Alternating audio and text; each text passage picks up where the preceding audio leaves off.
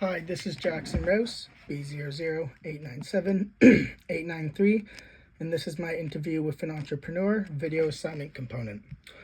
Reflecting on Jacob Klug's entrepreneurial journey as the owner of Creme Digital has been a real eye-opener for me. His experiences show how complex entrepreneurship can be, filled with different factors like culture, using resources wisely, and having smart strategies.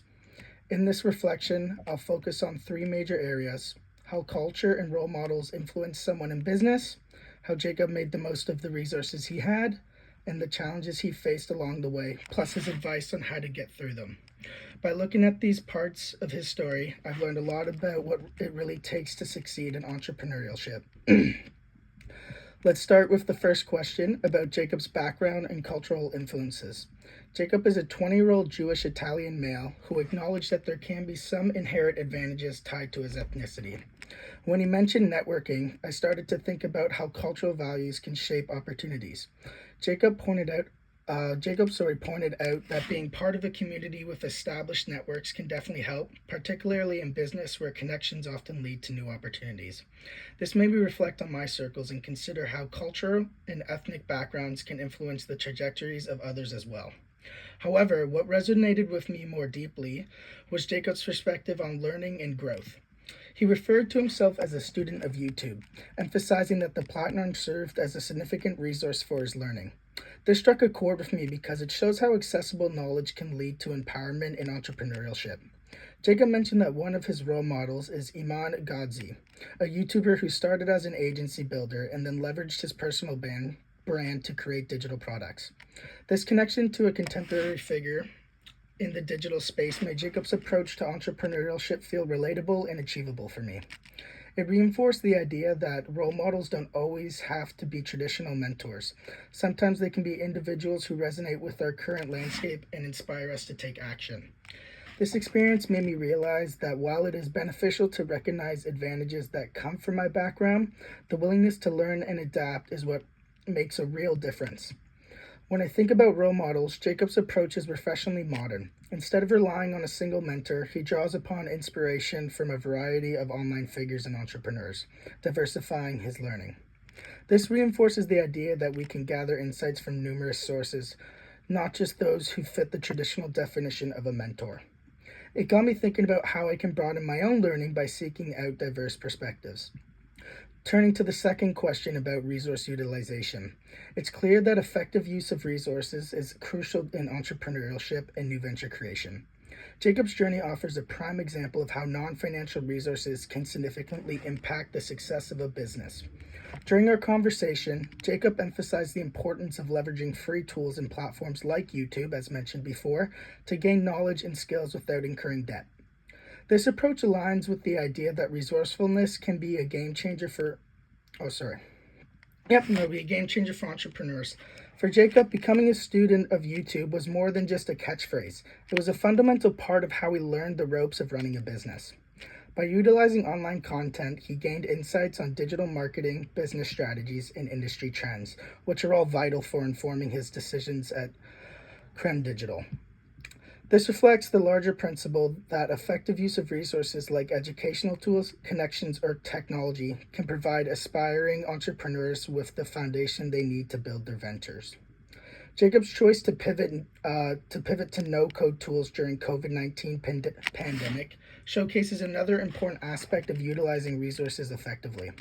Faced with the need for the business to go digital, he recognized a gap in the market where many small and medium-sized enterprises lack the technical capabilities or financial means for traditional software development. By adopting no-code solutions, he not only reduced costs, but also made it easier for companies to develop their digital presence quickly and efficiently. This points to a core takeaway from our course: recognizing and leveraging available resources can create new opportunities for both entrepreneurs and their clients. Moreover, Jacob's insights highlighted how agencies can operate from the start without needing substantial upfront capital. He explained that by beginning to generate income through his clients' projects before significant expenditures.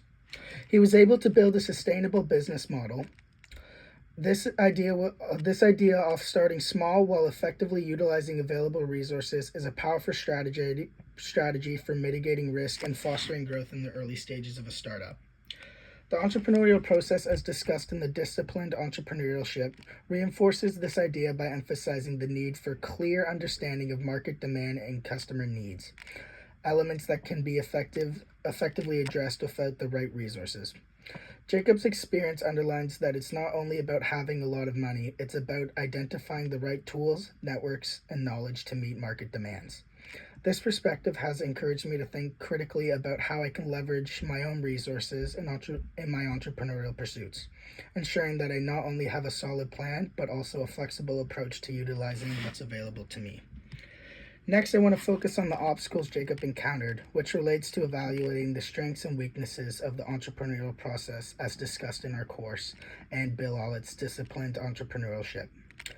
Jacob was quite candid about the challenges he faced when transitioning to no-code projects. For instance, on his first major project, he was awarded a significant contract without having a clear plan on how to deliver. This resonates with many entrepreneurs who often experience uncertainty when stepping into new markets or trying new approaches. One of the strengths of the disciplined entrepreneurship framework is the structured approach it offers, particularly through its focus on steps like understanding the end user and validating the product's value. Jacob emphasized the importance of building an end user profile, which aligns perfectly with the idea in Bill Ollitt's book that knowing your customer is foundational to your success. Recognizing who your audience is and what they need is crucial, and Jacob's insistence of this point reinforces the framework's value. However, Jacob's experience also sheds light on a significant weakness in the traditional entrepreneurial process: the inflexibility that can come from strictly following these steps without adapting to real-world situations. While having a structured plan is beneficial, sometimes entrepreneurs find themselves too focused on the plan rather than being flexible when unexpected challenges arise. Jacob learned that instead of merely sticking to an idealized version of his business plan, he had to pivot and seek collaborations with skilled experts who could step in where he lacked experience. His willingness to seek help when facing pressure affirmed a key takeaway from our course. Successful entrepreneurships often requires teamwork and adaptability.